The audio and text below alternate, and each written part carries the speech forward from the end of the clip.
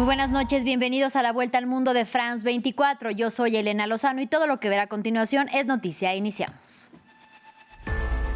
En Texas ya son al menos 79 los muertos a causa de las inundaciones provocadas por el desbordamiento del río Guadalupe y 41 personas permanecen desaparecidas.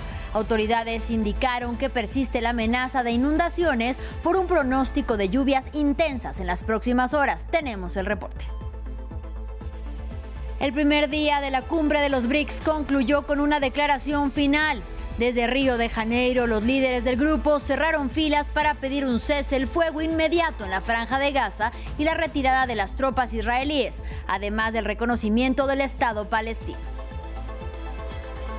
Sin conclusiones, terminó en Qatar la primera sesión de las conversaciones indirectas entre Israel y Hamás para una tregua en la Franja de Gaza. Mientras tanto, Benjamin Netanyahu va en camino a Washington para reunirse el lunes con Donald Trump. Y en el terreno, el ejército israelí mató a más de 82 palestinos. En salud hoy vamos a abordar una afección tan contagiosa como frecuente y que incide en el estado de nuestros ojos. Se trata de la conjuntivitis, que es también conocida como ojo rosado o rojo. ¿Por qué se presenta y cómo tratarla? Enseguida lo vemos con Elmar Angulo.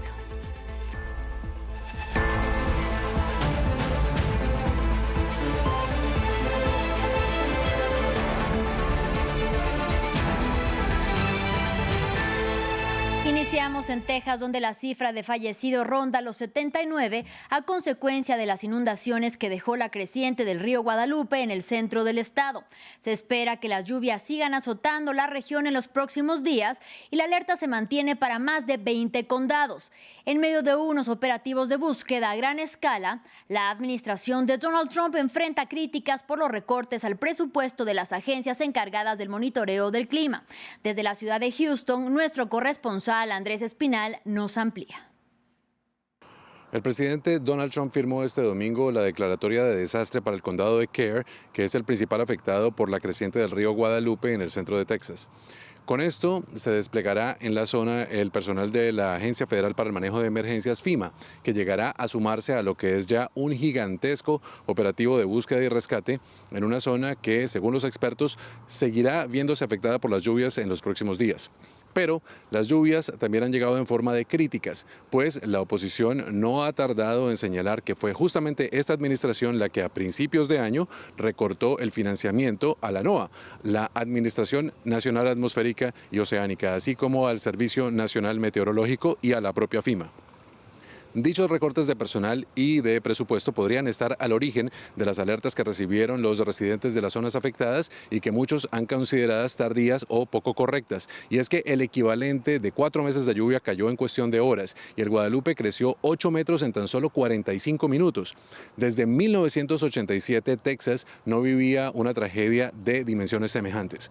El resultado es este operativo que se enfoca ahora en intentar buscar a esas más de 10 personas que siguen desaparecidas de este ya famoso campamento de verano Mystique, que reunía a juventudes cristianas a orillas del río. Hay muertos que se cuentan por decenas y el juego de culpas y señalamientos apenas comienza.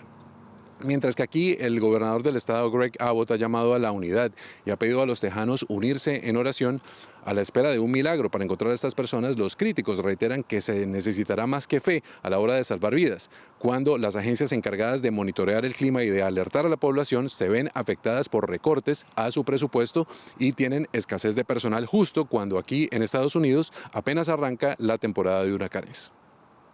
Y seguimos con información de Estados Unidos. A 3 días de que se vence el plazo que Donald Trump marcó para llegar a un acuerdo sobre la aplicación de aranceles, la Casa Blanca intensificó la presión sobre sus socios comerciales. El republicano anunció que este lunes podría comenzar a enviar cartas de notificación a los países con los que no se han alcanzado acuerdos bilaterales para advertirles así sobre las nuevas tarifas que planea aplicarles. En un inicio, los gravámenes podían empezarse a aplicar desde el 9 de julio y este domingo el secretario del Tesoro Scott Bessent dijo en entrevista con medios locales que los aranceles podrían entrar más bien en vigor el 1 de agosto. Y ahora vamos a Brasil. El primer día de la cumbre de los BRICS concluyó con una declaración final. Desde Río de Janeiro, los líderes del grupo de las mayores economías emergentes cerraron filas para pedir un cese el fuego inmediato en la Franja de Gaza y la retirada de las tropas israelíes, además del reconocimiento del Estado palestino. También abordaron otros temas como la guerra comercial desatada por la administración Trump y plantearon la necesidad de reformular el Consejo de Seguridad de las Naciones Unidas. Samuel Salgado Castro tiene todos los detalles. Paz, seguridad y la reforma de la gobernanza global fue el nombre de la primera sesión que reunió en Río de Janeiro a los líderes de los países de las principales economías emergentes. El anfitrión, el presidente brasileño Luiz Inácio Lula da Silva, describió al bloque BRICS como un paralelo del movimiento de países no alineados durante la Guerra Fría. Justamente la discusión sobre el multilateralismo y la crítica al modelo liberal de globalización estuvieron sobre la mesa. El auge del proteccionismo crea una situación insostenible de asimetría para los países en desarrollo. No será posible restablecer la confianza en la Organización Mundial del Comercio sin promover un equilibrio justo de obligaciones y derechos que refleje adecuadamente los intereses de todos sus miembros. Más crítico, el presidente ruso Vladimir Putin, que a través de videoconferencia enfatizó en el poder económico, demográfico y político del grupo en oposición al G7. Todos vemos que se están produciendo cambios fundamentales en el mundo. El sistema unipolar de relaciones internacionales que servía a los intereses de los llamados 1.000 millones de oro está quedando atrás. Está siendo reemplazado por un mundo más justo y multipolar. El proceso de cambio del orden económico mundial sigue cobrando impulso. Todo indica que el modelo de globalización liberal ha quedado obsoleto. El centro de la actividad empresarial se está desplazando hacia los mercados en desarrollo. Putin pidió intensificar la cooperación en una variedad de esferas, incluidos los recursos naturales, la logística, el comercio y las finanzas. En la declaración conjunta, los líderes respaldaron los planes para poner a prueba una iniciativa de garantías multilaterales del BRICS dentro del nuevo Banco de Desarrollo. Liderado por Dilma Rousseff, el nuevo Banco de Desarrollo reafirmó su papel en el fomento del desarrollo sostenible en el sur global al anunciar la adhesión de Colombia y Uzbekistán. El banco superó los desafíos financieros al recaudar $16.100 millones en 2024. Y en información sobre la guerra en la Franja de Gaza, terminó en Qatar la primera sesión de conversaciones indirectas entre las delegaciones de Hamás e Israel con miras a lograr un cese el fuego en el enclave palestino. Fuentes palestinas dijeron a la agencia Reuters que el encuentro terminó sin ningún tipo de conclusión y que la delegación israelí no contaba con un mandato suficiente para llegar a un acuerdo. Entre tanto, el primer ministro israelí Benjamin Netanyahu va en camino a Washington para reunirse el lunes con Donald Trump. Y en el terreno, el ejército israelí continúa su ofensiva. En las últimas 24 horas mató a más de 82 palestinos. Hay 20 rehenes vivos y 30 muertos. Estamos decididos a devolverlos a todos. Y también estaremos decididos a garantizar que Gaza ya no represente una amenaza para Israel. Esto significa que no permitiremos una situación en la que haya más secuestros, más asesinatos, más decapitaciones, más invasiones. Y esto significa una sola cosa: la eliminación del poder militar y gubernamental de Hamás. Hamás no estará más en Gaza.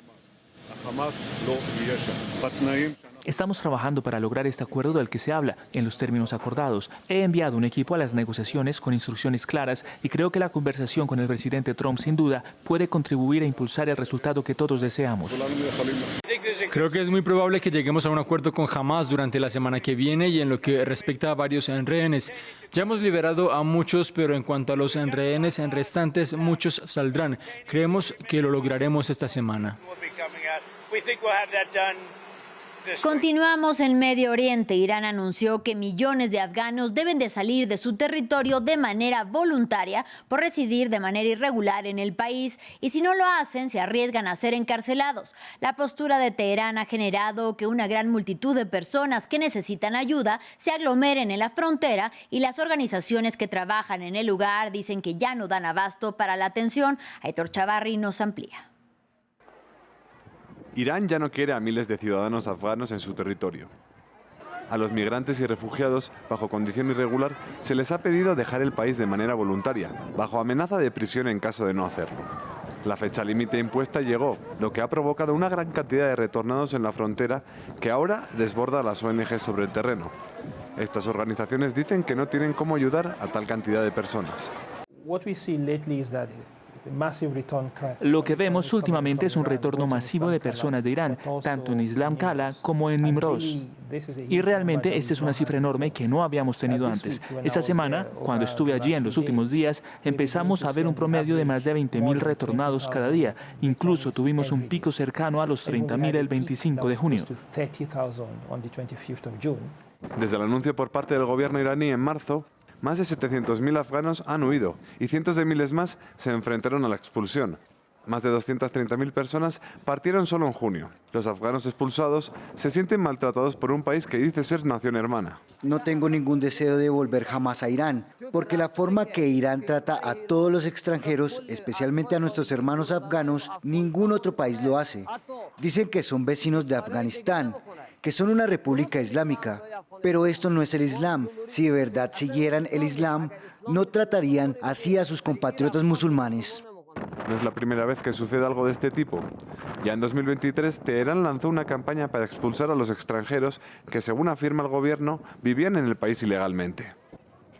Y millones de devotos del budismo tibetano de todo el mundo celebraron el cumpleaños número 90 del Dalai Lama, un hito que plantea interrogantes geopolíticos para el futuro. A principios de esta semana, el líder espiritual respondió a una pregunta de años sobre el futuro de la institución, confirmando que tendrá sucesor tras su muerte, pero solo su oficina en la India es la que tiene autoridad para identificar su reencarnación. Veamos el siguiente informe. Desde Taiwán a Nepal, hasta aquí en Dharamshala, su refugio himalayo en la India, monjes y devotos de todo el mundo acudieron para celebrar el 90 cumpleaños del Dalai Lama, el líder espiritual tibetano que se define a sí mismo como un simple monje budista que no suele celebrarlo, conmemoró su fecha rezando por la paz y deleitándose con un trozo de tarta. Así que cuando reflexiono sobre mi vida, en retrospectiva, veo que no he desperdiciado mi vida en absoluto. Este cumpleaños es más que un hito de edad, ya que hace poco puso fin a la larga especulación sobre su futuro, confirmando que se reencarnaría según la tradición budista tibetana. Pero el Dalai Lama dejó una cosa muy clara, que solo su oficina en la India tenía derecho a designar a su sucesor. Por la presente reitero que el fideicomiso Gaden Podrang tiene autoridad exclusiva para reconocer la futura reencarnación. Nadie más tiene autoridad para interferir en este asunto.